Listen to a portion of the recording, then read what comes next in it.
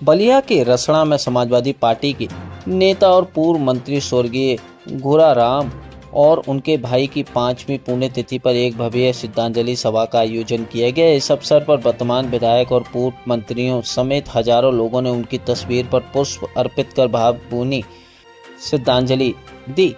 वहीं सभा में उपस्थित लोगों ने स्वर्गीय घूराराम और उनके भाई के जीवन, उनके राजनीतिक योगदान और समाज के प्रति उनकी सेवाओं को याद किया। वक्ताओं ने सबके उनके आदेशों और मूल्यों को अपनाने का आह्वान किया और उनके परिवार के प्रति संवेदना व्यक्त की।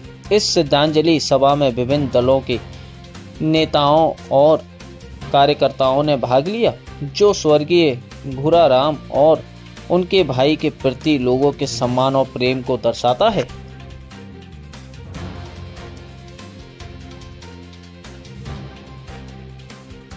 आज आपके यहाँ किस तरह का कार्यक्रम का आयोजन किया गया है और क्या कहेंगे इस बारे में आप? आज मेरे पिताजी स्वर्गीय घूराराम जी की 5वीं पुण्यतिथि, साथ साथ हमारे चाचा जी की भी और साथ साथ हमारे भाई अजय जी का भी आज 5वीं पुण्यतिथि है। इस पुण्यतिथि को किस तरह से आप मना रहे हैं और क्या कहेंगे? कौन लोग शामिल हुए? देखा जाए तो हमारे पिता स्वर्गीय घूराराम जी अगड़े पिछड़े सर्व समाज की लड़ाई लड़ते लड़ते इस दुनिया से चले गए। जहाँ भी जाति जुल्म अत्याचार होता था वहाँ बढ़ चढ़ करके हिस्सा लिया करते थे।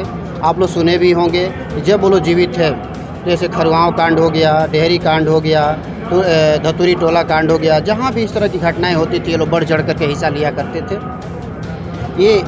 ये लोग हम लोगों के लिए, सर्व समाज साथ सबके लिए पूजनीय हैं लोग। और इस कार्यक्रम में हर दल के लोग यहाँ शामिल हुए, उनको श्रद्धांजलि अर्पित किए हैं। आप काफ़ी लंबे समय तक आप पिताजी के साथ रहे हैं, कौन सी बातें आपको सबसे ज़्यादा पसंद आई उनकी और क्या कहना चाहिए? देखिए, ये तो सत्य है भाई, हर बेटा अपने पिता के साथ लंबे समय तक रहता है। मुझे वो बात याद है कि जैसे कि अगर आज के परिवेश में अगर कोई फ़ोन भी करता है तो एक बार हम लोग, चाहे कोई भी सोचता है, पर वो लोग ऐसे शख्स थे कि कभी कोई फ़ोन करे या फिर कोई समस्या लेकर के आए, वो थोड़ा विचलित नहीं होते थे। वो लोग बढ़ चढ़ के हिस्सा लिया करते थे। देखा जाए थोड़ा आलसपन नहीं था उन लोगों के अंदर। तुरंत वो लोग फ़ोन करना, मदद करना या फिर 2 कदम चलने का भी काम किया करते थे। तो आप अपने पिताजी के राजनीतिक विरासत को आप कैसे संभालेंगे और आप इसे कैसे अब आगे बढ़ाएंगे? देखिए, हमारे पिताजी बहुत कुछ, हमारे चाचा जी भी बहुत कुछ उन्होंने सिखा करके दे करके गया है। और जो कारवा को उन्होंने आगे बढ़ाया उसको हम लोग पूरा करने का काम करेंगे। क्या उनके याद में कुछ बनाने की अभी तो देखा, अभी हम सोच रहे हैं कि बिल्कुल देखिए, हम लोग सोच रहे हैं कि एक तरह से उनका मूर्ति, और एकदम मूर्ति हम लोग कहीं बनाए नहीं है, मूर्ति बनाएंगे और सबको बुलाएंगे, हर दल के लोग भी बुलाएंगे और जो भी राष्ट्रीय अध्यक्ष है उनको भी बुलाया जाएगा। बहुत राजनीतिक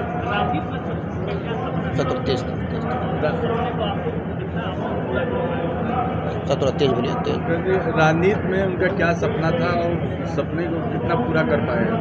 सर, राजनीति में उनका सपना ये था कि जो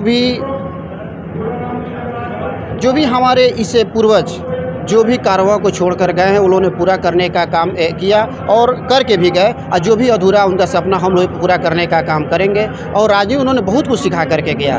जो उनका आज जो हम लोग पुण्यतिथि मना रहे हैं, आज जो बड़ी तादाद में लोग यहाँ एकत्रित हुए हैं, उन्हीं की देन है। आज इतनी संख्या में लोग आकर के देख रहे हैं कि मौसम भी बहुत ख़राब है, सुबह से बारिश हो रहा है, फिर भी तादाद में लोग, बड़ी तादाद में लोग आकर के श्रद्धांजलि अर्पित कर रहे हैं और कर करके जा रहे हैं। उनकी राजनीति देखा जाता था कि बहुत अलग किस्म की होती थी। सर, देखा जाए तो वो लोग एक महापुरुष थे।